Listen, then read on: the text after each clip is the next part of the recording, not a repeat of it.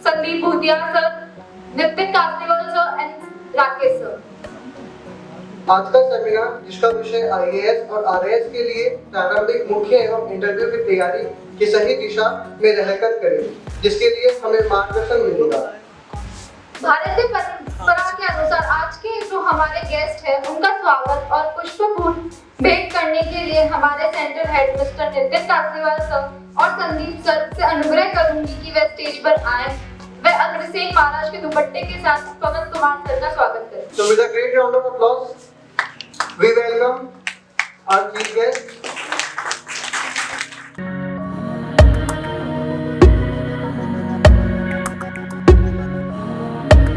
हमारे संस्था के central head mister Nitin Kasniwal sir ने संस्था में अपना एक बड़ा योगदान किया है, जो बच्चों को अपने सपनों को हासिल करने में और उनको पूरा करने में अपना योगदान देते हैं। जब हम कभी भी डिमोटिवेट होते हैं तो सर हमें हमेशा हमारे साथ खड़े रह के हमें मोटिवेट करते हुए हमारे राह दिखाते हैं। तो a huge round of applause Nitin Kasniwal sir.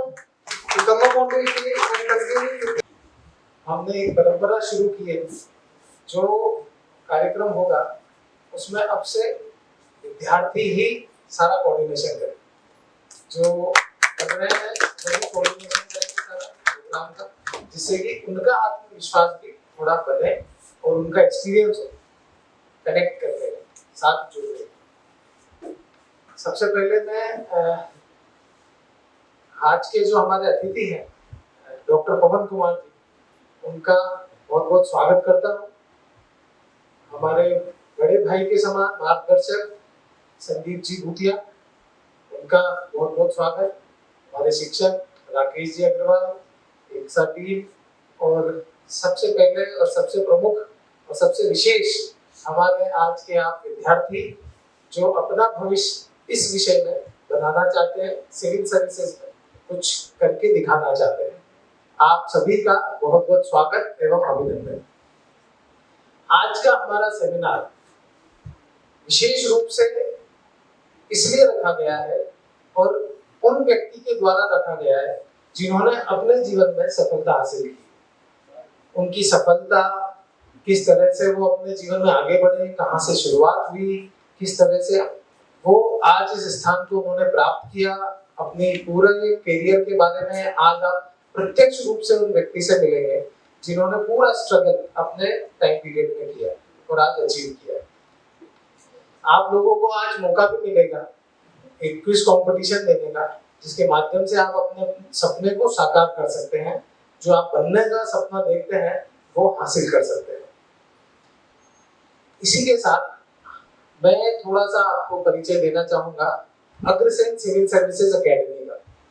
Agrasen civil services academy जिसकी स्थापना 2021 में 26 जनवरी 2021 को श्री अग्रवाल शिक्षा समिति के माध्यम से की गई। श्री अग्रवाल शिक्षा समिति का विजन था कि बच्चों को प्रशासनिक सेवा में सहयोग प्रदान करें, ऐसे विद्यार्थियों का पूरा सपोर्ट करें जो सपना तो देखते हैं एक प्रशासक बनने का, पर पूरा नहीं कर पाते, तो उनका सहयोग करके वह ये सपना पूरा करें, ऐसा उनका मन था।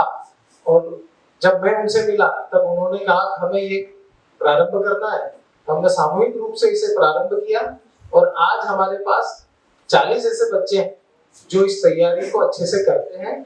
और हम चाहते हैं आगे भी और भी विद्यार्थी जो इसका सपना देखते हैं, प्रशासनिक सेवा में अपना जीवन बनाने का सपना देखते हैं, उनका सहयोग हम कर सके और उन्हें अच्छी शिक्षा, गुणवत्तापूर्ण शिक्षा, वर्तमान पाठ्यक्रम के अनुसार शिक्षा प्रदान कर सके। पर इन सभी चीजों से प्राथमिक रूप है आपकी सोच। आप कितना सोचते हैं अपने स्वयं के जीवन को बनाने के लिए? आपकी क्या सोच है कि मैं जीवन में यह प्राप्त करना चाहता हूं या मैं जीवन में यह प्राप्त करना चाहती हूँ? वह सोच ही आपको आपके लक्ष्य तक लेके जाएगी। कक्षाओं में सभी विद्यार्थी बैठते हैं, परंतु सभी विद्यार्थी अपना जीवन बना पाएंगे, अच्छा बना पाएंगे, नहीं बना पाएंगे, ये उनके स्वयं पर निर्भर करता है। इसका एक उदाहरण है, महाभारत में द्रोणाचार्य के शिष्य थे दुर्योधन। दुर्योधन ने द्रोणाचार्य जी से एक प्रश्न पूछा, गुरुजी, जब मैंने आपसे पूरी शिक्षा प्राप्त की, अर्जुन ने भी आपसे पूरी शिक्षा प्राप्त की, हमने एक ही कक्षा में बैठकर सारी विद्या ग्रहण की, धनुर्धर आज वह सर्वश्रेष्ठ धनुर्धर है और मैं क्यों नहीं? यह प्रश्न दुर्योधन ने द्रोणाचार्य से पूछा।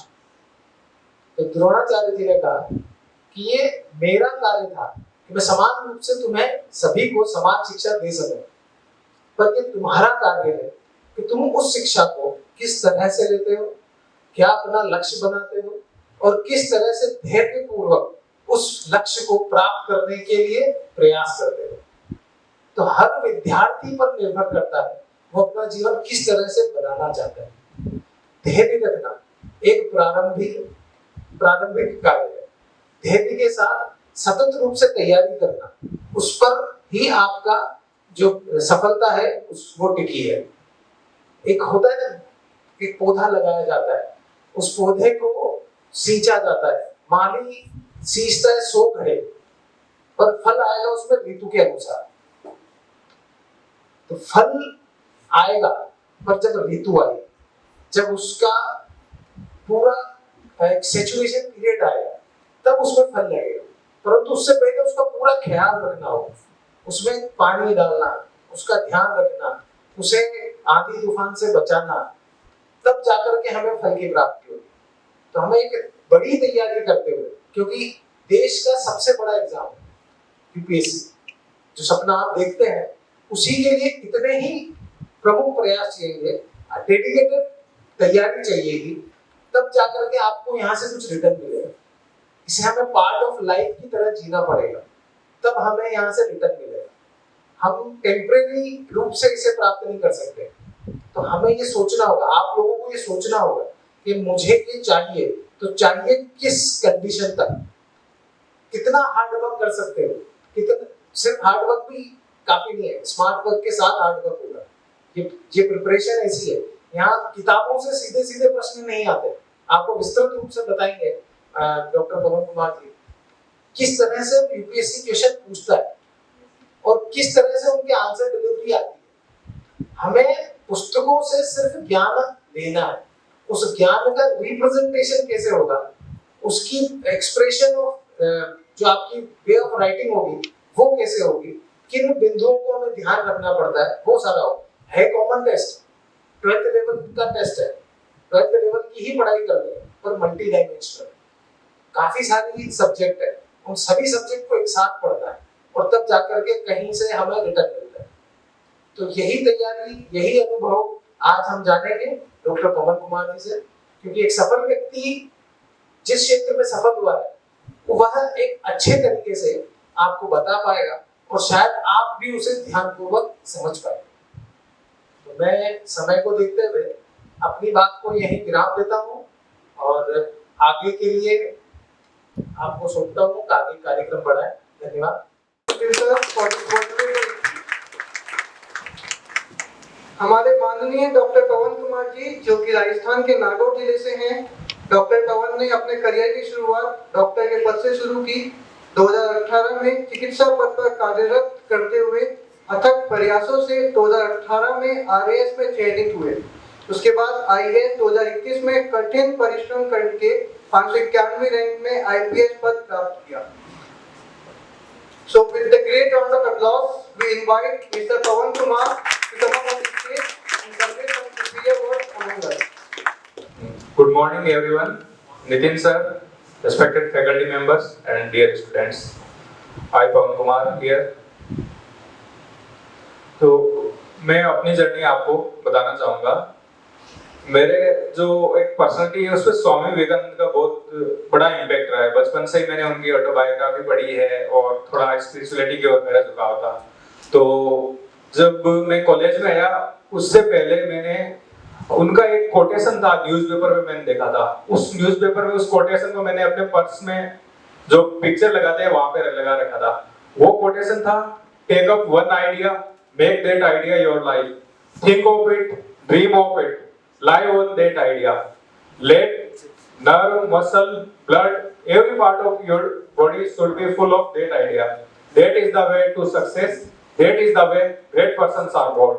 तो सफलता का यही मंत्र है। इसी मंत्र को मैंने पूरी शिद्दत से इसको फॉलो किया और आज इसका रिजल्ट आपके सामने है। तो मैं ये कहना चाहूंगा कि जीवन में कोई से भी फील्ड में आपको सक्सेस होना हो, सक्सेस के लिए सबसे इंपॉर्टेंट चीज होती है आपका जुझारूपन, आपका परसिवरेंस और आपका पेशेंस। आईक्यू कई बार जो होता है, आईक्यू ज्यादा होता है तो व्यक्ति कई बार अनस्टेबल हो जाता है, एक चीज पे फोकस नहीं करता।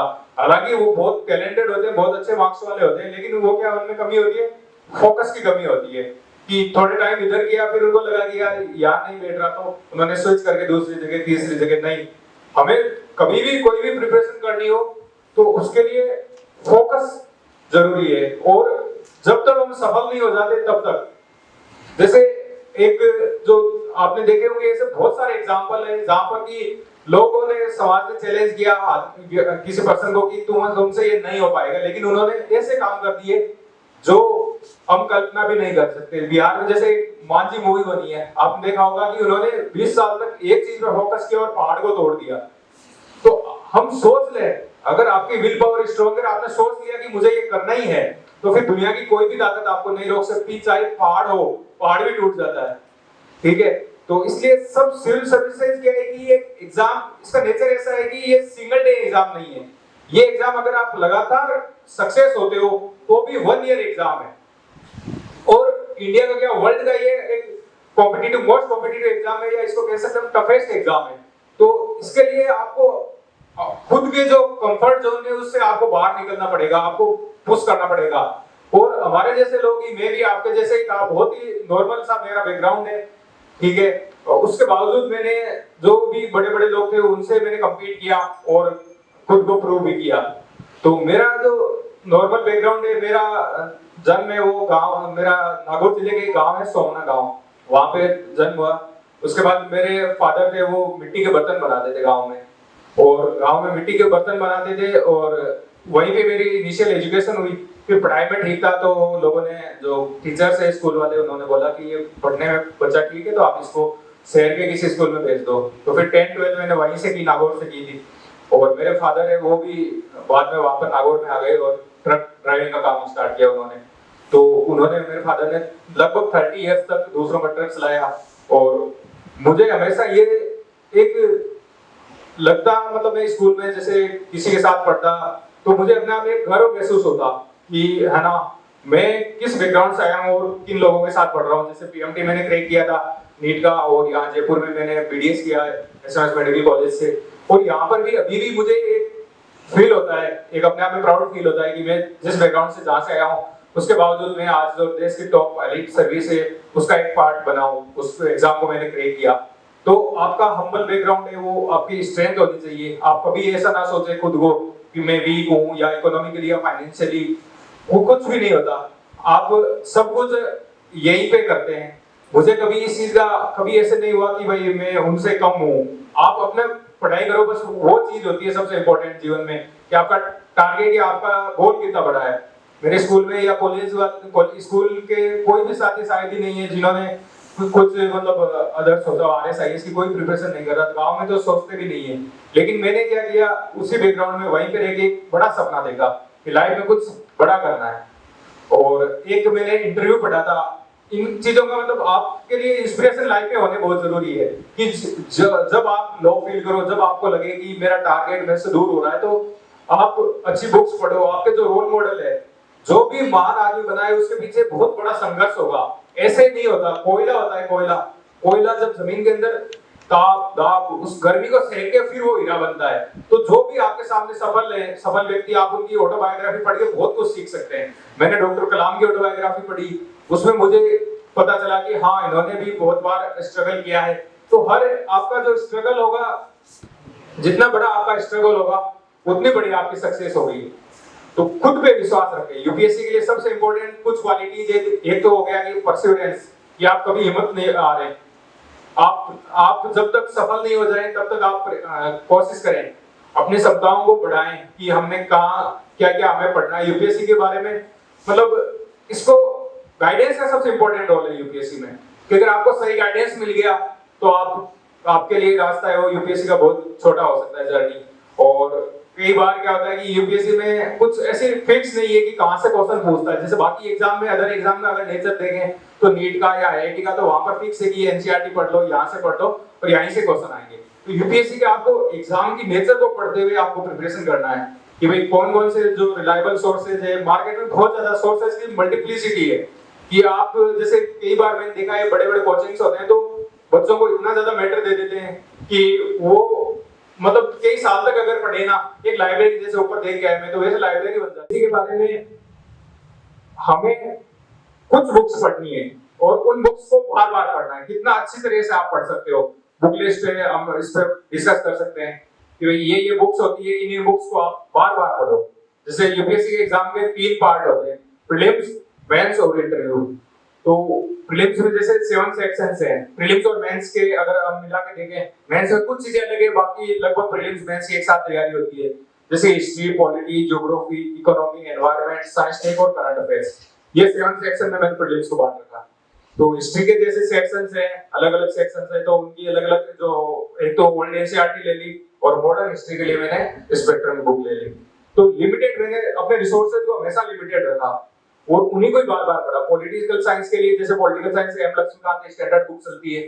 ज्योग्राफी के लिए 11th 12th की एनसीईआरटी होती है, आप लोग पढ़ी होगी, आप ग्रेजुएशन में होगी। तो फिर इकोनॉमिक्स है, तो इकोनॉमिक्स के लिए जो करंट अफेयर्स के टॉपिक ज्यादा आते हैं, तो उसमें बजट और इकोनॉमिक सर्वे होता है, उसको आपको एक बार जरूर पढ़ना चाहिए।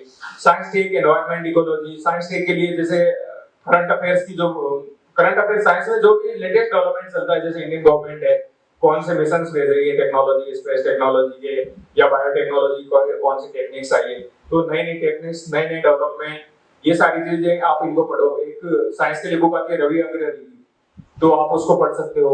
एनवायरनमेंट, इकोलॉजी का भी यूपीएससी में एक बड़ा रोल है। जब से यूपीएससी का एग्जाम आईएफएस के साथ होने लगा है, पहले क्या इंडियन फॉरेस्ट सर्विस का एग्जाम अलग होता था प्रीलिम्स का, लेकिन अभी प्रीलिम्स का एग्जाम आईएफएस का और यूपीएससी का सेम होता है।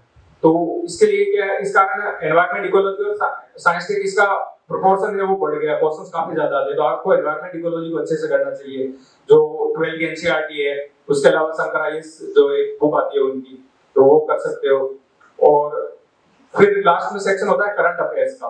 तो करंट अफेयर्स पे क्या होता है कि बच्चे यहाँ पर गलती करते हैं कि बहुत सारे सोर्स रख लेते हैं। यूपीएससी में हमेशा ये ध्यान रखना कि मल्टीपल सोर्सेज नहीं होने चाहिए, क्योंकि मल्टीपल सोर्सेज में हमें रिवीजन में बहुत दिक्कत आती है। आपने एक टॉपिक मान लो अगर 2-4 बुक से पढ़ लिया, तो आप उसको कैसे रिवाइज करोगे?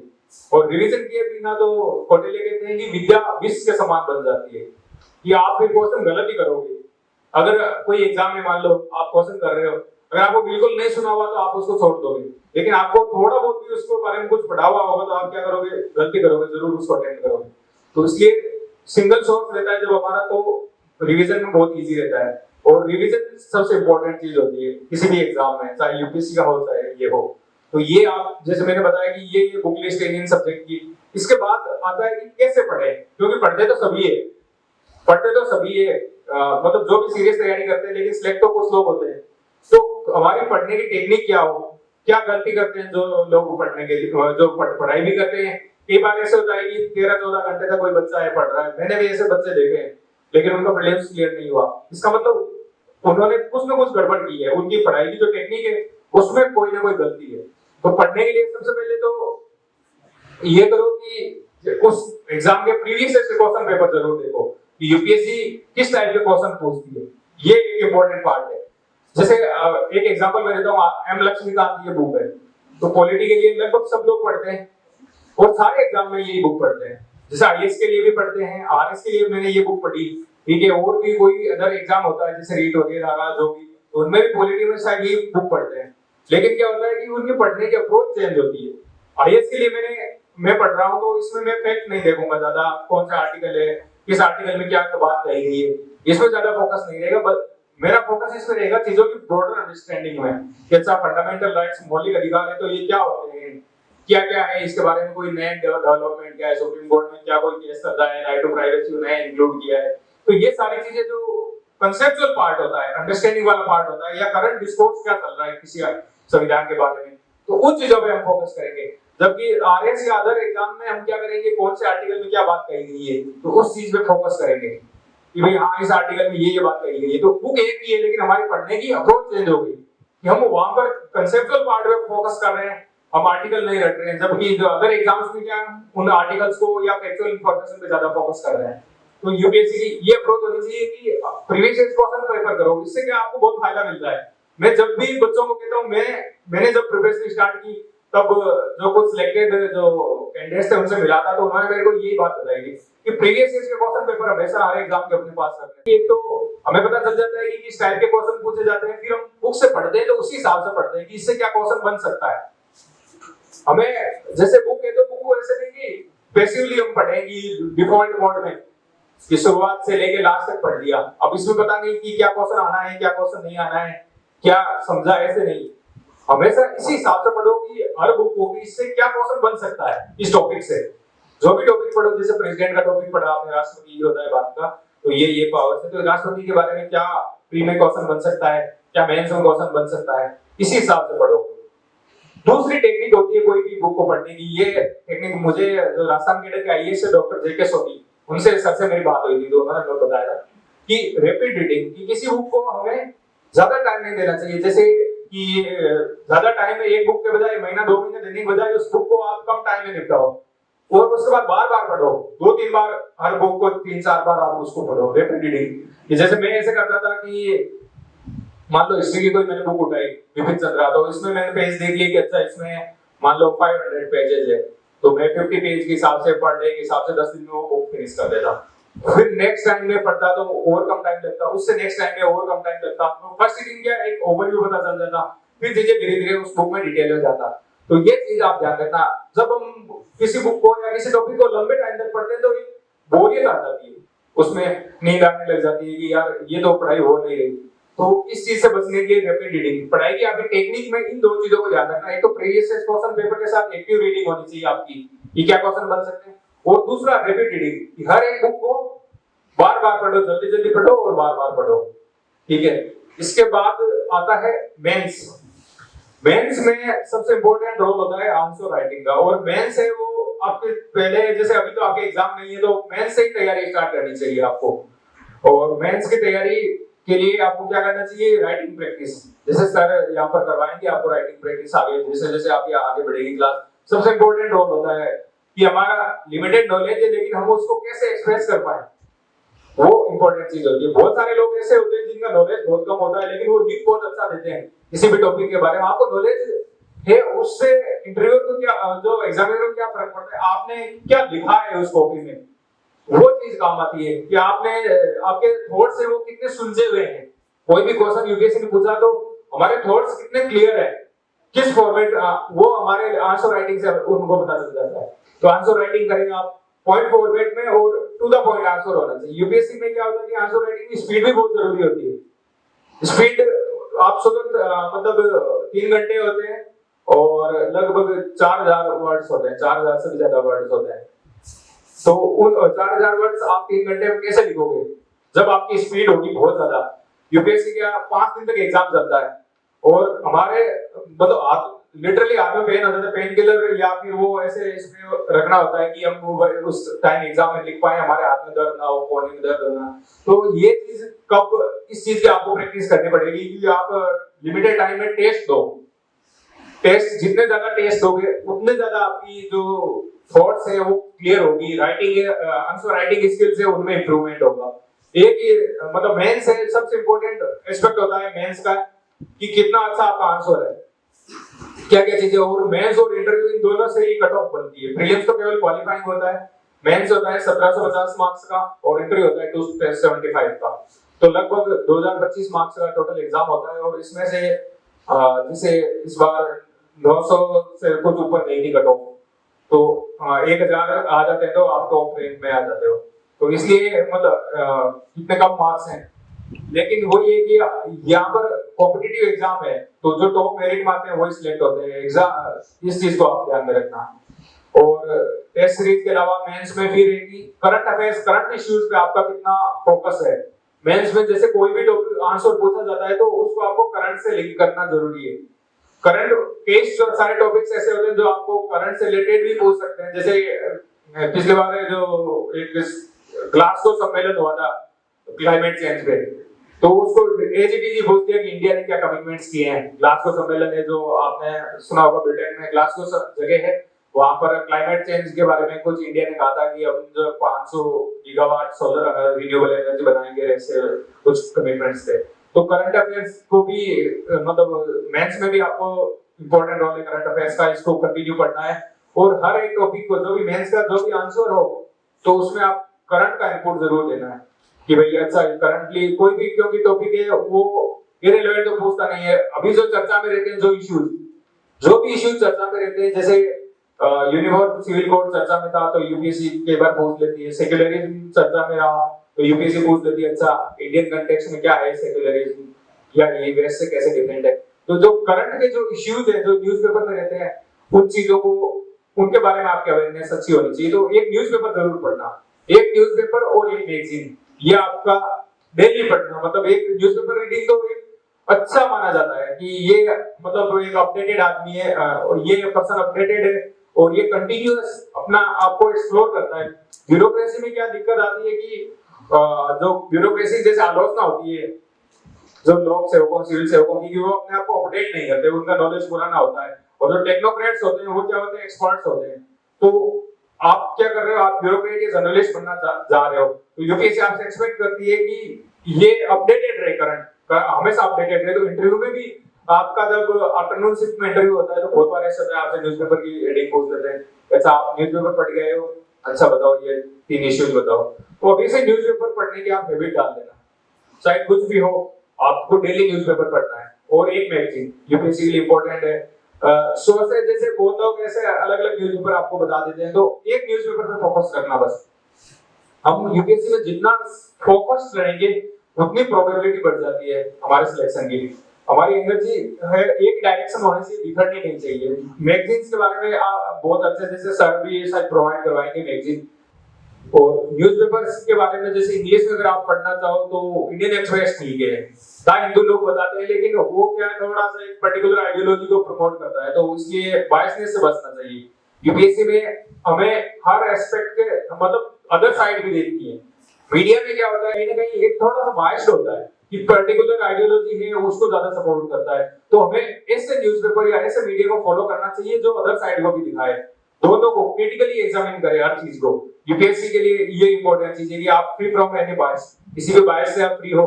तो इंडियन एक्सप्रेस न्यूज़पेपर थोड़ा ठीक है, इसके बारे में क्या अदर साइड भी दिखाए जाते हैं। कई बार जो नेशनल डिबेट्स चलते हैं तो जो अपोजिट आइडियोलॉजी है उनके जो ऑथर्स होते हैं वो उसके बारे में लिखते हैं। तो इन चीजों से आप मेंस को अच्छे से क्लियर कर पाएंगे। और उसके बाद आता है इंटरव्यू। तो इंटरव्यू की प्रिपरेशन में ये मानता हूँ कि सबसे पहले ही होनी चाहिए इंटरव्यू प्रिपरेशन। आप जब सिविल सर्विसेज की प्रिपरेशन कर रहे हो तो इंटरव्यू उसी दिन से आपका इंटरव्यू चालू हो जाता है। जैसे मेरे से इंटरव्यू में क्वेश्चन पूछा था कि आपके आइडियल कौन है, तो ये मैंने जब सिविल सर्विसेज प्रिपरेशन की तो उस टाइम क्या जब थोड़ा टाइम खाली हो या जब हम ऐसा है नहीं कि मतलब 10, 12, 16, 17 घंटे पढ़ सकते, तो थोड़े टाइम खाली टाइम नहीं करता। ऑटोबायोग्राफी चीजें हैं, आपकी आसपास की समस्याएं हैं, इंटरव्यू में अवेयरनेस चेक करते हैं अपने सराउंडिंग की, तो आपके आसपास क्या क्या प्रॉब्लम्स हैं उन चीजों पे भी थोड़ा सा ध्यान दें, ठीक है। और इसके अलावा इंटरव्यू में आपकी कम्युनिकेशन स्किल्स काम आती है कि आप कितना कंफर्टेबल हो पाते हो उस इंटरव्यू रूम में, कितना अच्छे से अपने जो आइडियाज है अपने थॉट्स हैं उनको एक्सप्रेस कर पाते हो, कितना अच्छे से उनको समझा पाते हो। तो इन चीजों का आपको ध्यान रखना है। और कम्युनिकेशन स्किल्स है वो एक दिन में बिल्ड नहीं होती, वो जब आप पब्लिक स्पीकिंग करोगे, जैसे अभी यहाँ पर आए थे स्टेज पे, तो स्टेज पे तो उनको थोड़ा सा ऐसे नर्वसनेस लग रही थी कि हाँ, लेकिन फिर भी उन्होंने अच्छा किया। तो आप ऐसे कोई भी प्रोग्राम हो तो वहां पर स्टेज पे आए, आगे बढ़े, कोई भी डिबेट कंपटीशन हो तो आप उसमें पार्टिसिपेट करें, इससे आपकी कम्युनिकेशन स्किल से उनमें सुधार होगा। ऐसे अचानक नहीं, हम मतलब हेजिटेट नहीं होना चाहिए। यूपीएससी में क्या होलिस्टिक पर्सनालिटी का टेस्ट होता है, वहां पर आपका एकेडमिक का केवल टेस्ट नहीं होता। एकेडमिक का टेस्ट तो मेंस में हो जाता है, इंटरव्यू या पर्सनालिटी टेस्ट में तो यही चीजें होती है, कम्युनिकेशन स्किल कैसी है, लिसनिंग एबिलिटी कैसी है, इसके अलावा इसके मतलब डिसीजन मेकिंग कैसी है इसकी, वहां पर नर्वसनेस होती है इंटरव्यू में बहुत, तो वहां पर वो कैसा अपने आप को परफॉर्म कर पाता है, अंडर प्रेशर, इंटीग्रिटी भी चेक करते हैं। तो ये सारे वैल्यूज है, ये जब आप पब्लिक स्पीकिंग करोगे, जब आप डिबेट्स में इन चीजों में पार्टिसिपेट करोगे, कॉलेज के जो भी प्रोग्राम्स हैं, तो इससे आपको कॉन्फिडेंस आएगा बोलने का। वहां पर क्या होता है, कई बार बच्चों के साथ दिक्कत ये आती है कि इंटरव्यू में बोल ही नहीं पाते, घबराहट हो जाती है, उनको बहुत नर्वसनेस हो जाती है। बहुत लोग ऐसे देखे मैंने जो बाहर तो ठीक बोल लेते हैं, लेकिन इंटरव्यू में जाते ही कि सर हम तो एकदम ब्लैंक हो जाते हैं, कुछ पता ही नहीं चलता क्या बोल रहे हैं। तो ये चीज ऐसे अचानक नहीं होता कि हम एक दिन में, जैसे अब तक तो पूरे साल भर तो हमने किताबें पढ़ी है और फिर अचानक हम चले गए कि हम इंटरव्यू दे रहे हैं, तो ऐसा नहीं होता। आप अभी से ही कोई भी आपको स्ट्रेंजर या कोई नया आदमी मिलता है तो आप उससे बात करें, फॉर्मल बात, बस हेलो सर, हेलो मैडम, कैसे हो, कहां से हो आप, आपका क्या स्ट्रीम है, जनरल सा इंट्रोडक्शन। इससे क्या होता है कि हमारा एजुकेशन खुलता है अनजान लोगों से बोलने में। और इंटरव्यू में क्या होता है कि 5 अनजान आदमी बैठे होते हैं, हमें उनसे से बात करनी होती है, और ये हमारा कॉन्फिडेंस भी शो करता है। आपका चेहरे पर जब नर्वसनेस होती है तो पता चल जाता है सामने वाले को, हाँ यार ये नर्वस है। और फिर वो नर्वसनेस क्या होती है कि इंटरव्यू में हमारी परफॉर्मेंस को भी अफेक्ट करती है। हम ज्यादा सोच नहीं पाते कि मतलब क्या है, कोई कई बार कुछ क्वेश्चंस ऐसे हो जाते हैं जो इंस्टेंट क्वेश्चन हो जाते हैं। जैसे मेरे से पूछा था कि कौन सी ऐसी मिनरल है जो इंडिया के लिए बहुत जरूरी है फ्यूचर के लिए, तो फिर मैं थोड़ा सोचा, फिर मैंने बताया लिथियम, क्योंकि आजकल जो भी इलेक्ट्रिक व्हीकल्स आ रहे हैं वो सारे लिथियम आयन बेस्ड ये बैटरीज, ये सारी बैटरी जो लिथियम आयन, तो अगर हमारा लिथियम आयन, अगर हम उस पे सॉल्वेंटी हासिल कर लेते हैं, लिथियम आयंस जो लिथियम मिनरल है उसको हम अबंडेंस से प्रचुर मात्रा में प्राप्त कर लेते हैं, तो फिर इलेक्ट्रिक व्हीकल्स है वो सस्ते हो जाएंगे, जो डीजल वाली व्हीकल है उनकी जरूरत ही नहीं पड़ेगी हमें, हमारे सारे इलेक्ट्रिक व्हीकल हो जाएंगे। तो हमें आज जो सऊदी अरबिया, जो वेस्टर्न गल्फ कंट्रीज है, कई बार थोड़ा बहुत वो धमका देते हैं कि भाई ऑयल हम आपको नहीं देंगे या आपने ऐसा कह दिया, तो हमें फिर उन पे डिपेंडेंस है वो खत्म हो जाएगी, हमारी एनर्जी सिक्योरिटी हो जाएगी कि भाई हमें फिर कोई इस बात पे ब्लैकमेल नहीं कर सकता कि आपकी एनर्जी रोक देंगे। जैसे अभी रशिया कर रहा है यूरोप को, आप पढ़ रहे होंगे, रशिया यूक्रेन वॉर चल रहा है, तो रशिया ने क्या किया, यूक्रेन की जो भी गैस सप्लाई थी वो काट दी, तो वहां पर बिना गैस के कैसे वो चलेगा। तो इस तरह से फिर उसको जस्टिफाई नहीं किया, यहाँ सर ऐसे ऐसे, तो कोई भी हो सकता है। तो जब हम वहाँ प्रेशर फ्री होंगे तभी हम सोच पाते हैं। जब हमारे ऊपर एकदम प्रेशर होता है तो क्या होता है कि हम ऐसे क्वेश्चंस का आंसर नहीं दे पाते, या अचानक कुछ क्वेश्चन आ गया, अचानक ऐसा क्वेश्चन आ गया तो हम उसके बारे में सोच नहीं पाते।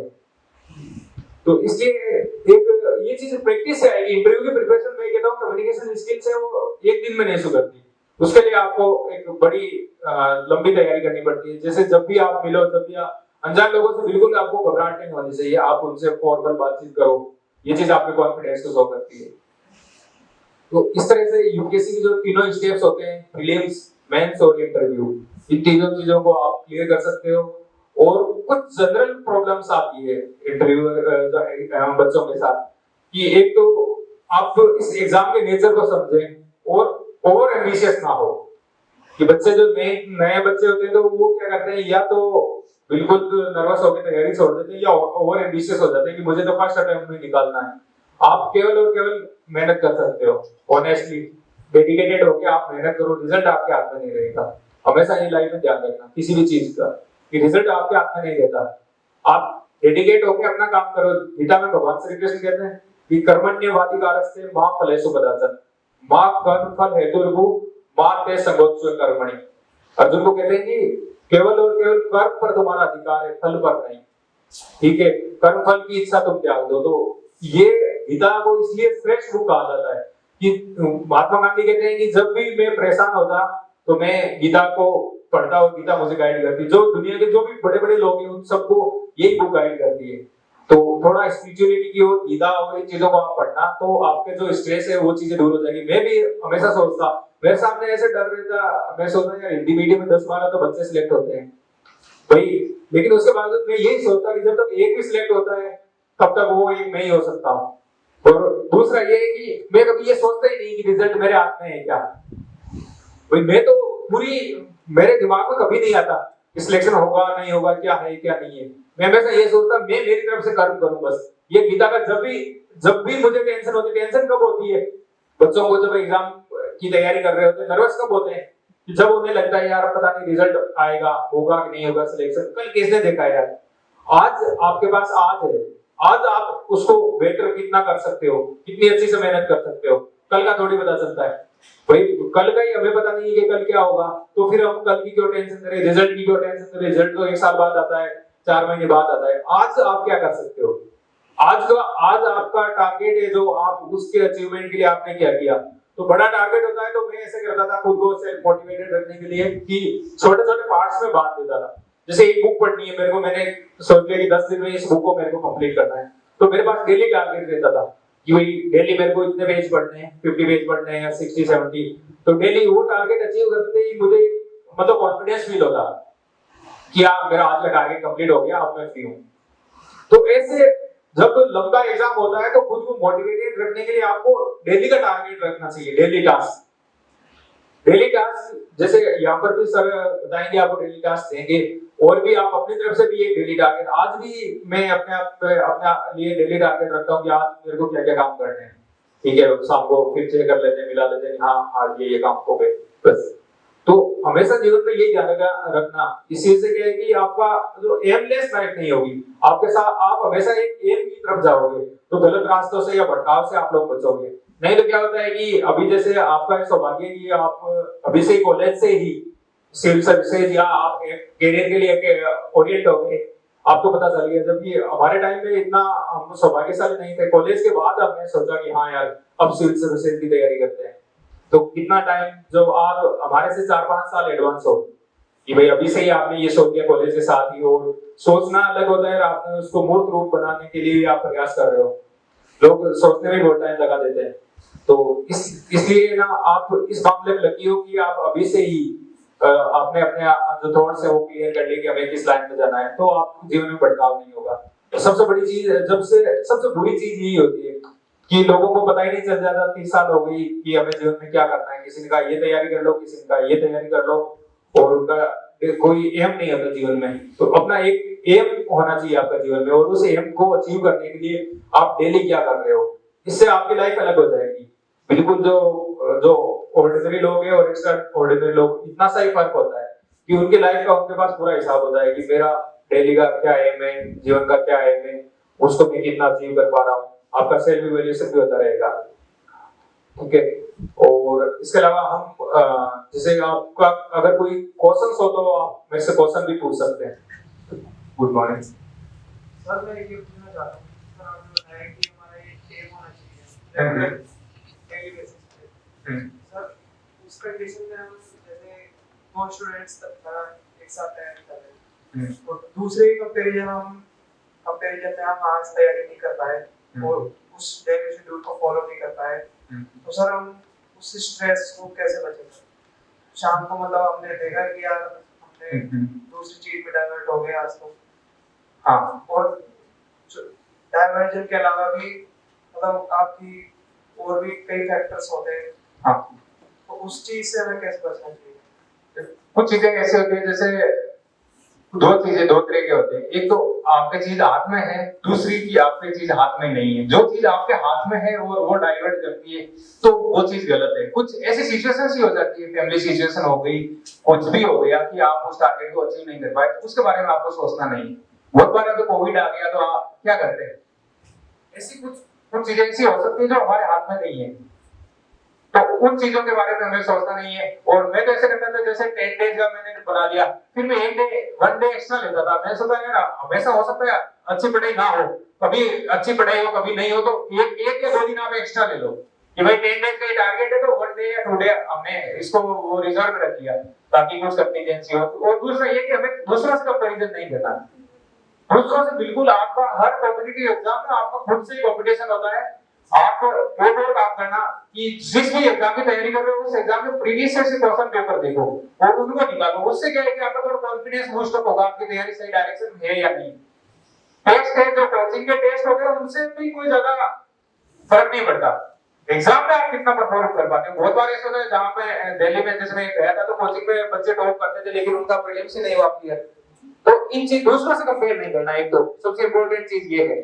खुद से खुद का कंपेयर करना है और जो डेली टास्क है उसको ध्यान रखना है। और वहां पर भी खुद की तरफ से आपकी तरफ से कोई डिस्टरबेंस नहीं होना चाहिए। जैसे फ्रेंड्स ने कहा चल आजा घूमने चलते हैं या ये, तो आप उसको कहोगे मेरा मतलब ये डेली का टारगेट है, मैंने ये बना रखा है, ये खत्म होगा उसके बाद ही मैं कोई काम करूंगा अगर काम पढ़ाई के अलावा, ठीक है। तो इसी से आप खुद बच सकते हो। कुछ योगा मेडिटेशन की थोड़ी सी हेल्प लो। स्टूडेंट्स में क्या होता है कि माइंड को कैसे कंट्रोल करें। हमारा माइंड होता है वो हमारा सबसे बड़ा दोस्त भी होता है, हमारा सबसे बड़ा दुश्मन भी होता है। अगर हम इसको कंट्रोल नहीं कर पाए तो ये जो भटकाव आता है वो सारा माइंड के कारण ही आता है। और इसलिए हमारे जो ऋषि मुनि है उन्होंने इस पर बहुत बड़ा चिंतन किया है और आज पूरी दुनिया इससे लाभान्वित हो रही है। जो योग या मेडिटेशन है तो 5 दिन की माइंड पीसफुल हो जाएगा। मैं अभी भी ये ना जो मेडिटेशन को फॉलो करता हूँ, गाइडेड मेडिटेशन आपको कहीं नहीं मिल जाएगा, 5 मिनट 10 मिनट। मैंने जो ये अभी गूगल के सीईओ है ना सुंदर पिचई, उनका इंटरव्यू पढ़ा था तो उनसे पूछा था कि आपके ऊपर तो इतना प्रेशर है, मतलब आप गूगल चला रहे हो, गूगल में इन बड़ी कंपनियों में कितना कंपटीशन होता है आपस में भी, इनके रेवेन्यू है, टारगेट्स बढ़ाने हैं, ये अचीव करना, वो कितनी स्ट्रेसफुल लाइफ होती है। तो आप कैसे मैनेज करते हो? ना यही बताया था योग निद्रा कहते हैं या नॉन स्लीप डीप रिलैक्सेशन, एनएसडीआर बोला था उन्होंने। जो क्या है कि अंग्रेजों ने जो हमारा योगिक निद्रा होती है, ये योग होता है, उसको ही नया नाम दे दिया है। तो इसलिए इस चीज से आप बहुत हेल्प मिलेगी। ये एक इन्वेस्टमेंट रहेगा और जीवन पर आपका साथ देगा। जब भी आप परेशान होगे तो योग योग निद्रा जो मेडिटेशन है वो जीवन में हर पल आपके लिए काम आएगा। Thank you sir. Hello, good morning sir, Manish Sharma है। यस सर, मेरा डाउट ये है कि जैसे मेरा क्या है, अभी मैं पोस्ट ग्रेजुएट स्टूडेंट हूँ। यूजुअली सर मैं जैसे कोई मैं एग्जाम दे चुका हूँ राजस्थान के, जैसे पटवारी वीडियो वगैरह। तो जैसे मैं एग्जाम देने जाता हूँ उससे 1 डे पहले जो मेरी प्रिपरेशन है उस दिन मेरे को क्या है सर, जैसे एक स्लीपनेस जो होती है सर, टाइम पे ले नहीं पाता हूँ। हाँ, तो मॉर्निंग में क्या होता है सर, वो सिर दर्द वगैरह जो नॉर्मली यूजुअली होता है, तो उस वजह से मेरा पेपर है वो मैशअप हो ही जाता है। और उसी की वजह से इस चीज को सर, ये ओवर एक्साइटमेंट है, इस चीज को टैकल कैसे किया जाए? देखो यार ये बहुत लोगों के साथ ये प्रॉब्लम होती है। मैंने बहुत सारे एग्जांपल देखे कि एग्जाम से पहले नींद नहीं आई और फिर अगले दिन एग्जाम है तो फिर जरूर मेरे साथ भी, मैंने भी जो यूपीएससी एग्जाम होता है सारे दिन लिखना होता है। तो कुछ चीजें कर सकते हो, या तो आप फिर डॉक्टर से मिलके और कि भाई मेरे को एक वो दे दो टेबलेट का, कि उससे अगर नींद आ जाए 2-3 दिन पहले आप इसको प्रैक्टिस कर सकते हो। क्योंकि एग्जाम से पहले नींद आना बहुत जरूरी है, बहुत मस्त काम है, वरना क्या होगा हमारा माइंड वहां पर चलता नहीं है। दूसरा ये है कि अभी से आप थोड़ा मेडिटेशन की प्रैक्टिस करो। 5-10 मिनट सोने से पहले जो गाइडेड मेडिटेशन होता है, योग निद्रा या गाइडेड मेडिटेशन, उसकी प्रैक्टिस करो।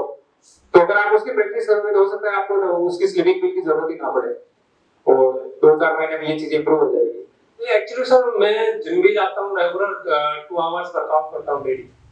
और सुबह के टाइम अगर मेरे को टाइम मिलता है, जैसे कभी लेट हो जाता हूँ, उस टाइम योगा नहीं कर पाता हूँ, लेकिन एटलीस्ट 5 to 10 मिनट्स करता हूँ सर रेगुलर। बट उसके बावजूद ये प्रॉब्लम्स कभी-कभी हो जाती है। बॉडी ह्यूमन बॉडी है यार, कुछ छोटे-मोटे प्रॉब्लम्स चलती रहती है लाइफ में, तो ज्यादा प्रॉब्लम। और सर सेकंड क्वेश्चन मेरा ये है कि जैसे आपने जैसे बताया कि अभी जैसे हमारा प्रीलिम्स के इस बार मैं अपीयर होना चाहता हूँ इसमें 23rd में, तो इसमें अभी 10 मंथ अप्रोक्सीमेट है हमारे पास प्रिपरेशन के लिए।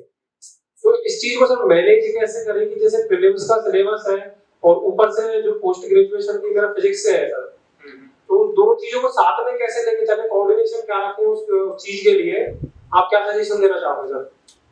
प्रीलिम्स के लिए अगर चाहते हो 10 महीने हैं, ठीक है, आप अपीयर हो सकते हो। फिर मेंस ऑप्शनल आपने तैयार किया है क्या?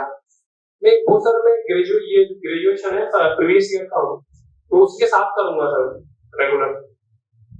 10 महीने मतलब अभी से ही आप तैयारी स्टार्ट कर रहे हो तो आपको काफी मेहनत करनी पड़ेगी।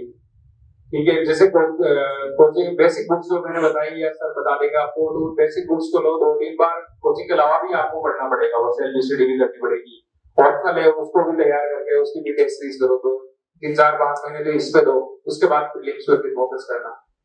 तो एक्चुअली सर आपकी स्ट्रेटजी क्या रहेगी उस टाइम पे इस चीज को टैकल करने की? मेरी स्ट्रेटजी तो देखो, मैं तो अगर आपकी जगह होता तो शायद मैं एक साल ड्रॉप करता, क्योंकि दोनों चीजें मिलके वो चल नहीं सकती, और मेंस जब तक तैयार नहीं होता तब तक प्रीलिम्स तैयार नहीं हो सकता। तो 10 महीने में आप ये जो एमए वाला एग्जाम भी दे रहे हो, फिर यूपीएससी दे रहे हो, तो इतना इजी भी नहीं है यूपीएससी। मैं एक्चुअली सर मैं पिछले फास्ट ईयर से कर रहा हूँ सर यूपीएससी। अच्छा, ठीक है, फिर तो अभी से एक बार ऐसा कर लो कि अभी ऑप्शनल सब्जेक्ट अच्छे से अपना तैयार कर लो, ऑप्शनल सब्जेक्ट को तैयार कर लो, और मेंस के जो टॉपिक्स है उनको तैयार कर लो, 4-5 महीने उसको दे दो, और फिर 3-4 महीने जो है आप प्रीलिम्स को दे देना। पर सारी चीजें साथ लेके चलनी होगी एक इस टाइम।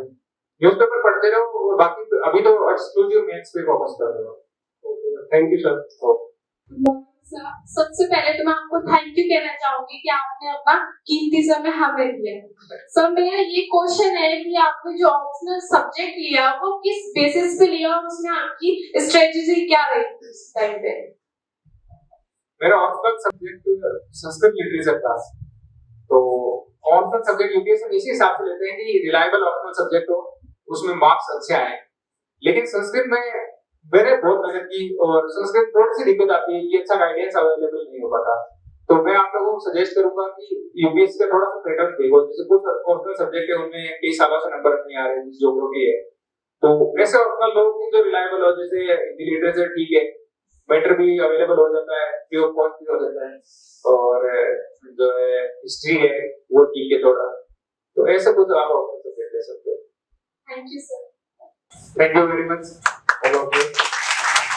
आप में से कितने बच्चे हैं जो इंग्लिश मीडियम के? हाथ खड़ा करें। English medium, very good. Hindi medium वाले खड़े करिए, जिनका मीडियम हिंदी, वेरी गुड।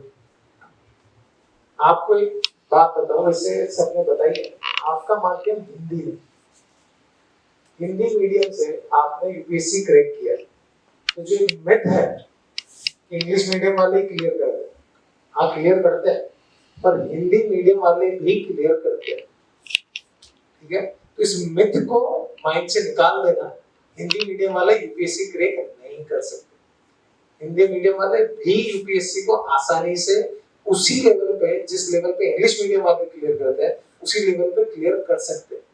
सारा मटेरियल अवेलेबल है, सारी बुक्स अवेलेबल है, सिर्फ आपकी अंदर से कॉन्फिडेंस जनरेट करना है कि मैं, और मीडियम को मैं कहूंगा साइड ही कर देना। Medium is the way of expression only, not deciding factor. आप किसी भी लैंग्वेज में पढ़ो, आपको चीज समझ आनी चाहिए, उसे एक्सप्रेस आप आपकी भाषा में कर दो। तो समझने के लेवल पे हमें सारी बुक्स पढ़नी है, सारे लेवल पे पढ़ना है, चाहे हिंदी हो इंग्लिश हो। एक्सप्रेशन आपको देना है आपकी भाषा में, आप लिख दो। कोई भी बात अगर हम समझ लेते हैं तो उसे एक्सप्रेस तो हम अपनी भाषा में कर ही सकते हैं। तो medium is not a barrier, तो मीडियम को अपना बैरियर मत बनाना अपनी प्रिपरेशन में। आप सब कुछ कर सकते हो जो आप करना चाहते हो, बस डिटरमिन्ड होना और रेगुलर प्रिपेयर करना। आपका फोकस, हम स्टार्टिंग से बहुत सारे एग्जाम स्टूडेंट्स आज इस लेवल पे पहुंचे हैं, हम क्या करते हैं, नीट दिया ऐसा बोलोगे, कोई बात नहीं, हम तो आरएएस बनेंगे, आरएएस दिया फिर ऐसा बोलोगे आईएएस बनेंगे, तो क्या चलता रहता है। तो बहुत अच्छी बात है, सबसे पहले फोकस करें अपने एम को कि हमें बनना क्या है, ये भी कर लूं, ये भी कर लूं, ये भी कर लूं, तो भटक जाता है। अभी भटकाव नहीं होना चाहिए आपका। किसी भी एग्जाम्पल में हम ऐसा हो जाते हैं, उसको छोड़ देते हैं, दूसरा पकड़ लेते हैं, तो ये हम अपने आप से धोखा करते हैं। तो ये कभी नहीं होना चाहिए अपने जीवन में। एक जनरल चीज है, जब भी हम एग्जाम में असफल होते हैं तो हम अपने आप को डिप्रेस कर लेते हैं, विवशता में आ जाते हैं कि अब हम क्या करें।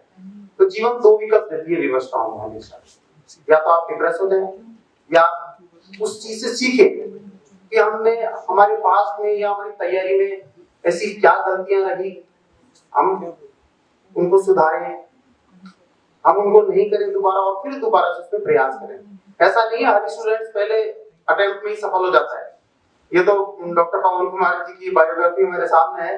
जैसे इन्होंने कहा कि भाई आप पहले डॉक्टर बने, ये भी सफलता है, नीट का एग्जाम दिया, फिर डॉक्टर बने, फिर आरएएस भी चयन हुआ, आईएएस हुआ। हर स्टूडेंट्स आप फोकस करें इन पर। ऐसा नहीं है कि आप पहले प्रयास में आप हर एग्जाम में सफल हो जाएंगे। सारे स्टूडेंट्स 18 लाख बच्चे नीट का एग्जाम देते हैं, कुछ बच्चे सेलेक्ट होते हैं। और जैसे जैसे हम आगे बढ़ेंगे, हम सोचते हैं कि भाई ये छोड़ देते हैं, अब आगे वाला सरल है, कोई सरल नहीं है। जीवन में आगे बढ़ेंगे तो बिल्कुल कठिनताएं आएगी, और ज्यादा कठिनताएं तो जब फील्ड में काम करते हैं तो उसमें भी आती है।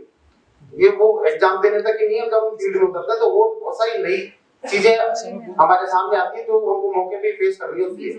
वो उसके लिए पहले से कोई एग्जांपल भी नहीं होता, नए एग्जांपल फील्ड में बनते हैं तो वही फेस करना होता है उसको, उसको कैसे फेस करें।